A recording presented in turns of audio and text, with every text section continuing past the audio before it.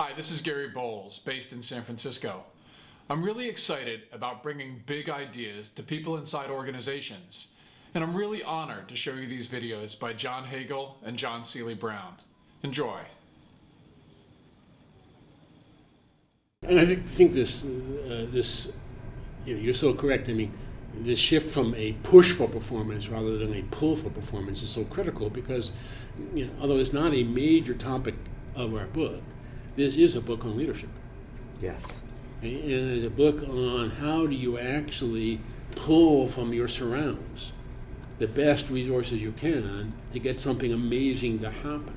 And this can be at the personal level, in terms of pulling resources and folks, et cetera, attention, but it can be at the institutional level, and it can be, at the ecosystem level. And I think that this idea of saying, if you start looking at what can you find or what can you attract, or to bring, forces together, that generate productive friction, that becomes really exciting. A really kind of an incredibly motivating force. No, I think it's a powerful way to frame what we're talking about. Is at one level, everybody becomes a leader. That in fact, you cannot, in a world of push, you don't have to exercise leadership. You just have to be able to listen to instructions and follow them. And so that's, at one level, pretty simple. If you're in a world of pull, there are no instructions, there are no manuals to follow. You have to figure out what is it you're trying to accomplish, and given that, what's your potential?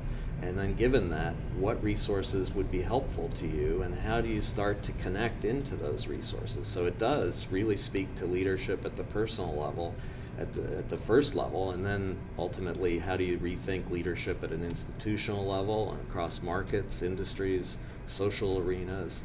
It's a very broad kind of reframing of the leadership opportunity. And some of this pull actually has to pull in not just strong ties, so to speak, Right. but the ability to kind of pull in unusual assets, unusual competencies and capabilities to help reframe what you're trying to do.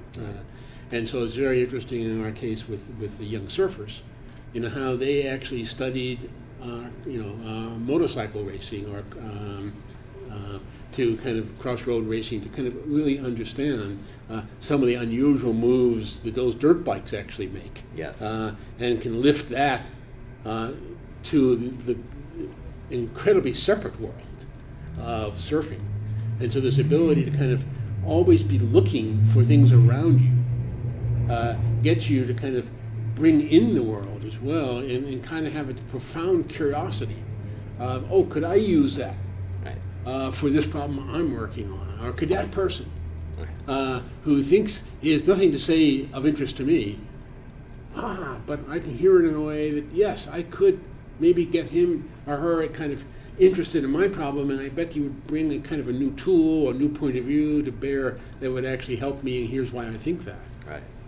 No, and I think part of it too, and goes back to leadership and sense of direction, if you don't have a clear sense of direction, a clear focus of what you're trying to accomplish, you are not able to harness the serendipity force that we talk about and attract resources. I mean, you were talking about going out to various edges and exploring those edges and bringing back. There's a part of it too, which is just being able to communicate to the world, here's what I'm wrestling with, here's what my interest is, here's what I'm trying to accomplish, and invite, who knows who, but people from totally unexpected directions to say, wow, that's an interesting issue, and I think I have some perspective or experience that might help to address that.